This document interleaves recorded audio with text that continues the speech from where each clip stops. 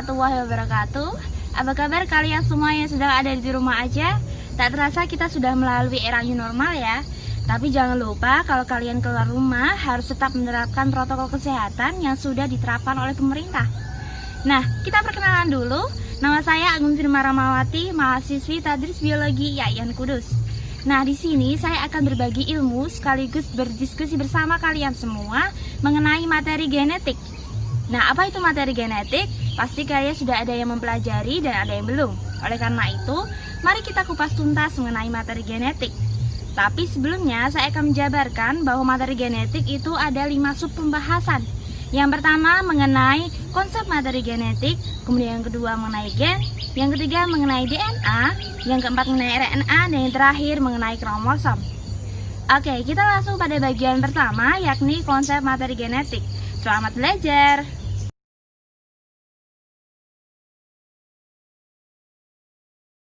Sekarang kita menuju pada pembahasan yang pertama, yakni mengenai konsep materi genetik. Nah, ada yang tahu mengenai apa itu hereditas? Ya, hereditas adalah penurunan sifat-sifat dari orang tua kepada anaknya. Nah, ilmu yang mempelajari hereditas adalah genetika.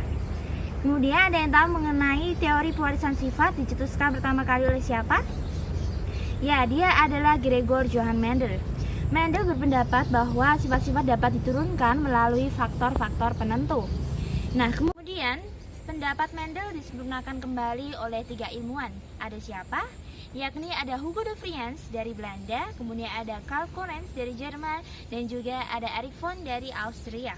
Nah, ketiga ilmuwan tersebut berpendapat bahwa sel secara kimia di dalamnya terdapat senyawa organik, di antaranya ada lemak, karbohidrat, protein, dan asam nukleat. Tahu di mana itu asam nukleat? Ya, asam nukleat terletak di nukleoplasma. Nah, nukleoplasma merupakan substansi cair di dalam nukleus atau inti sel. Nah, bahan dasar dari nukleus atau inti sel adalah nukleoprotein. Nah, nukleoprotein di dalamnya terkandung senyawa protein dan juga asam nukleat. Ada beberapa senyawa pada asam nukleat yang sangat berhubungan dengan hereditas. Apa saja? Yakni ada DNA atau kita sebut deoksiribonukleik asid, dan juga RNA atau kita sebut ribonukleik asid. Nah, DNA merupakan faktor penentu gen atau penyusun gen.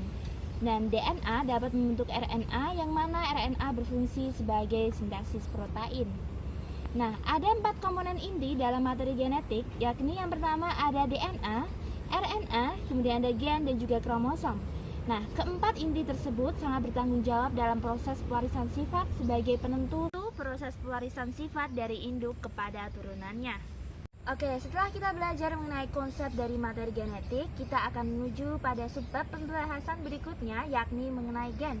Nah, berbeda dari yang saya jelaskan tadi, subbab berikutnya akan dijelaskan dengan gambar sekaligus video-video menarik agar kalian mudah memahami mulai dari gen, DNA, RNA, hingga kromosom.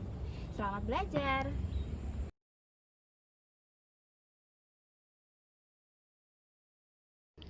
Oke, selanjutnya kita akan membahas mengenai gen.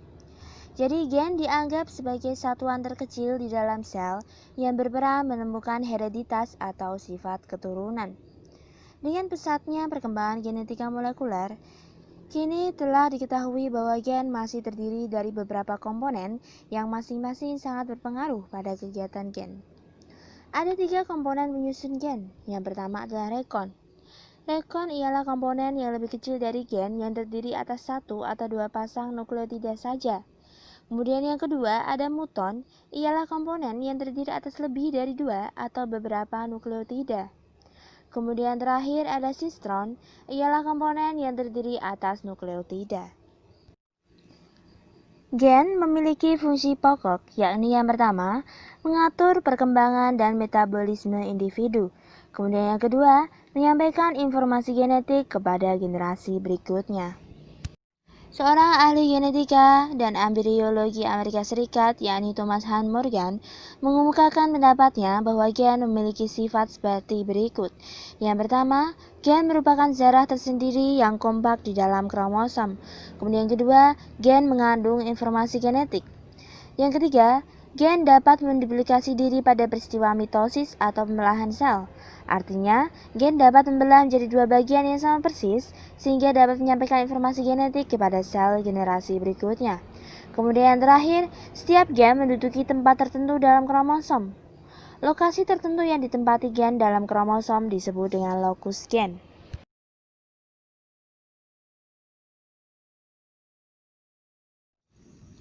Setelah kita belajar mengenai gen, selanjutnya kita akan belajar mengenai DNA.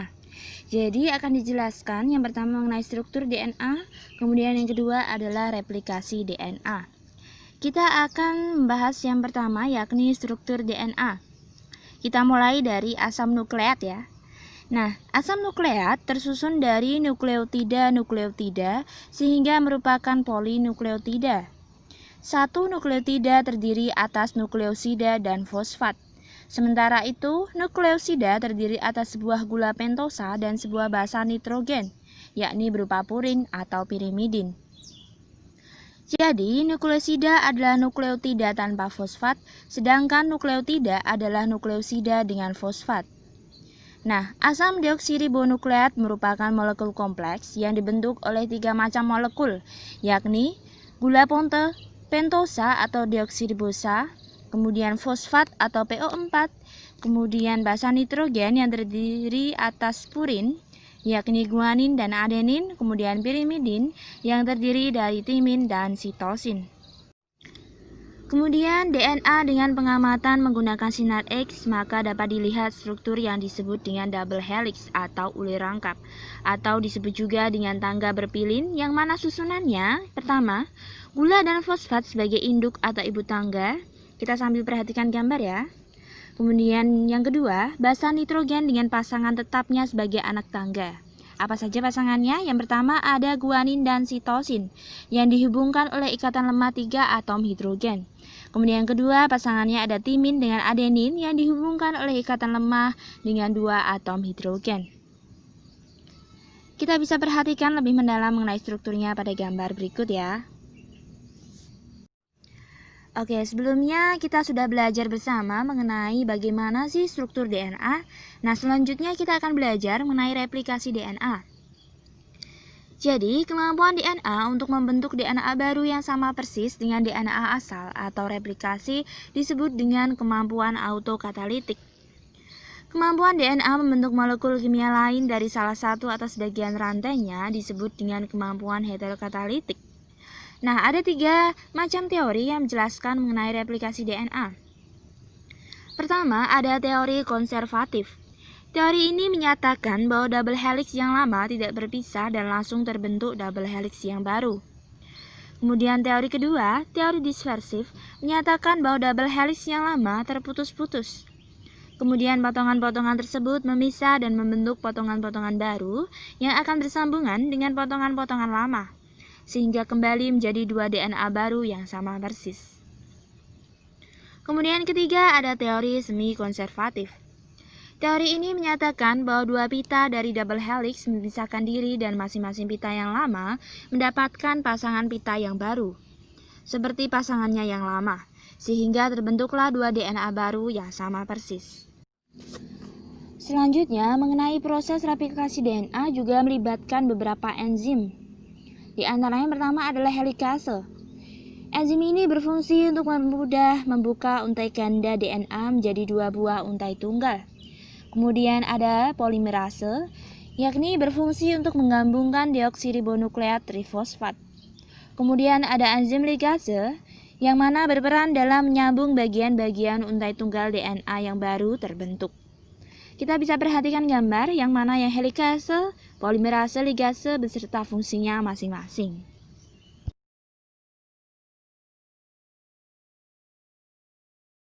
Jadi kita akan melanjutkan pada bagian berikutnya, yakni bagian keempat mengenai RNA.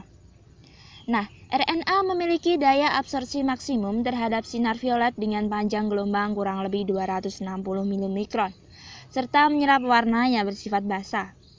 Nah, menurut peranan dan tempat terdapatnya ada macam-macam RNA, antara lain, pertama, ada RNA duta, disebut juga mRNA atau messenger RNA. dibentuk oleh DNA di dalam nukleus yang berperan membawa kode genetik dari DNA. Kemudian yang kedua ada RNA ribosom atau rRNA. Dibentuk oleh DNA dan banyak terdapat di dalam ribosom. Kemudian yang ketiga ada RNA transfer atau kita singkat dengan tRNA. tRNA ini dibentuk oleh DNA, berada dalam sitoplasma, berperan mengikat asam amino. Nah, mengenai bagaimana struktur kimia dari RNA, seperti pada DNA, yaitu tersusun dari polinukleotida yang terdiri atas asam nukleat. Asam nukleat merupakan bentuk polimerase dari gula pentosa, basa nitrogen, dan fosfat. Rantai polinukleotida RNA bersifat tunggal. Gulanya ribosa dan tidak mempunyai basa nitrogen timin, melainkan urasil. Apabila kalian sudah memahami pada bagian DNA dan RNA, selanjutnya kita akan belajar bagaimana perbedaan dari DNA dan RNA. Nah, kita perhatikan tabel sudah tersedia. Perbedaan yang pertama, DNA hanya ditemukan di dalam nukleus, yakni di dalam kromosom, mitokondria, plastida, dan sentriol. Berbeda dengan RNA yang dapat ditemukan di dalam sitoplasma, terutama di dalam ribosom dan juga di dalam nukleus. Kemudian perbedaan kedua, DNA berupa rantai panjang dan ganda, sedangkan RNA berupa rantai pendek dan tunggal. Kemudian yang ketiga, DNA fungsinya berhubungan erat dengan pewarisan sifat dan protein, sedangkan RNA hubungannya berhubungan erat dengan sintesis protein. Kemudian kelima, kadarnya tidak dipengaruhi oleh aktivitas sintesis protein. Berbeda dengan RNA, kadarnya dipengaruhi oleh aktivitas sintesis protein. Perbedaan keenam, DNA memiliki basa nitrogen yang terdiri atas purin, ada adenin dan guanin, sedangkan pirimidin ada timin dan sitosin. Berbeda dengan RNA yang basa nitrogennya terdiri atas purin, yakni adenin dan guanin, serta pirimidinnya berupa urasil dan sitosin. Kemudian gula pada DNA disebut dengan deoksiribosa, kemudian pada RNA disebut dengan ribosa.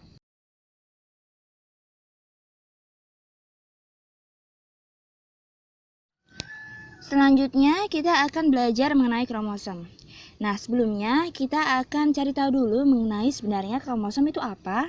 Jadi, kromosom ialah benda-benda halus yang berbentuk lurus seperti batang atau bengkok dan terdiri atas zat yang mudah mengikat zat warna di dalam nukleus. Kromosom terdiri dari dua kata, krom yang artinya warna, sedangkan som yang artinya tubuh. Kromosom yang terdapat di dalam sebuah sel tidak pernah sama ukurannya.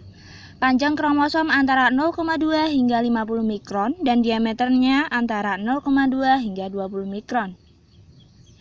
Pada manusia, panjangnya mencapai 6 mikron. Susunan kromosom berdasarkan panjang, jumlah, bentuk, dan pewarnaan kromosom dari sel somatik suatu individu disebut kariotip. Nah, secara garis besar, struktur kromosom dapat dibagi pada bagian internal dan eksternal. Nah, kita perhatikan gambar kromosom apabila dipantau dari struktur eksternalnya ya. Nah, secara eksternal terdiri atas sentromer dan lengan. Sentromer atau kinetokor adalah bagian dari kromosom tempat melekatnya benang-benang spindle yang berperan menggerakkan kromosom selama proses pembelahan sel. Kemudian ada lengan atau badan kromosom yang terbagi menjadi lengan pendek dan lengan panjang. Kemudian lengan yang sama disebut dengan kromatid identik atau sister kromatid. Bagian ujung kromosom yang menghalangi bersambungnya kromosom yang satu dengan lainnya disebut telomer. Apabila dilihat struktur internal kromosom, maka lengan atau badan kromosom adalah bagian kromosom yang mengandung kromonema, yaitu pita berbentuk spiral di dalam kromosom. Selubung pembungkus kromosom disebut matriks. Kemudian bagian kromosom yang mengalami pembelahan disebut kromomer atau granula besar. Kromomer berfungsi sebagai pembawa sifat keturunan yang disebut lokus gen. Granula kecil atau butir-butir disebut kromiol. Sedangkan bagian yang merupakan tambahan pada ujung kromosom disebut satelit. Nah, sekarang adalah mengenai macam-macam kromosom. Berdasarkan jumlah sentromer, kromosom dibagi menjadi 3, monosentris, yakni kromosom yang hanya memiliki sebuah sentromer, kemudian disentris, kromosom yang memiliki 2 sentromer, kemudian polisentris, kromosom yang memiliki banyak sentromer. Selain itu, ada pula kromosom yang tidak memiliki sentromer disebut asentris. Nah, berdasarkan letak sentromernya, kromosom terbagi menjadi 4, yaitu telosentrik jika sentromer terletak di ujung lengan kromosom, kemudian akrosentrik jika sentromer terletak di dekat ujung kromosom, kemudian metasentrik jika sentromer terletak di tengah-tengah antara kedua lengan. Kemudian yang terakhir ada submetasentrik, yakni jika sentromer terletak agak di tengah sehingga kedua lengan tidak sama panjang. Menurut bentuknya, kromosom digolongkan menjadi 6 macam. Ada bentuk bulat, bentuk cerutu, bentuk koma, bentuk batang, bentuk huruf V, dan bentuk huruf L. Pada sel eukariota atau sel yang intinya bermembran terdapat 2 macam kromosom, yaitu autosom dan gonosom. Autosom atau kromosom tubuh tidak menentukan jenis kelamin individu. Jumlah autosom dalam inti sel suatu makhluk hidup normal, pada umumnya 2n-2. Sedangkan gonosom atau kromosom seks adalah kromosom yang menentukan jenis kelamin individu. Jumlah gonosom di dalam inti sel suatu makhluk hidup normal pada umumnya adalah 2 buah atau 1 pasang. Pada individu jantan, umumnya pasangan kromosom seks tidak sama, disebut kromosom X dan Y. Sedangkan pada individu betina, kedua kromosom seks berbentuk sama, disebut kromosom X. Pasangan kromosom disebut pula kromosom homolog. Jumlah kromosom manusia 46. Berarti jumlah kromosom seksnya 2 dan autosomnya 44 dalam tiap nukleus sel tubuhnya. Berikut adalah penulisan simbol kromosom bagi laki-laki, spermatozoa, wanita, dan ovum.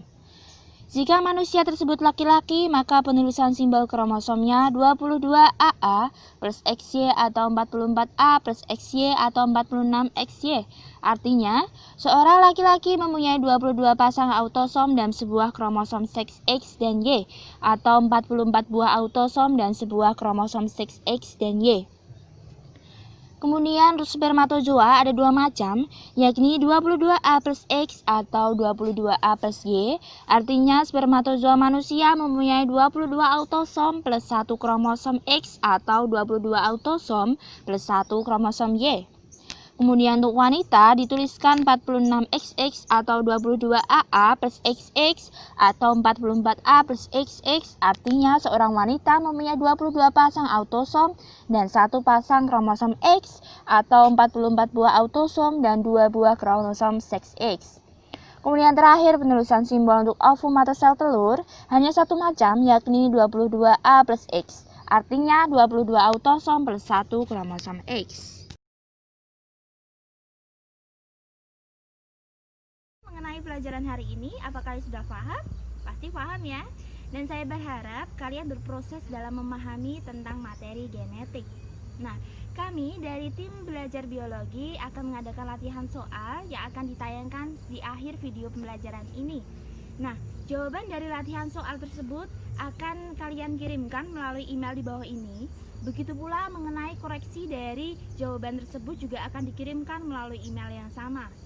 Nah, hasil koreksi dari latihan soal tersebut sebagai bukti sejauh mana pemahaman kalian mengenai materi genetik, sekaligus evaluasi kalian sejauh mana sih kalian dapat belajar mengenai materi ini.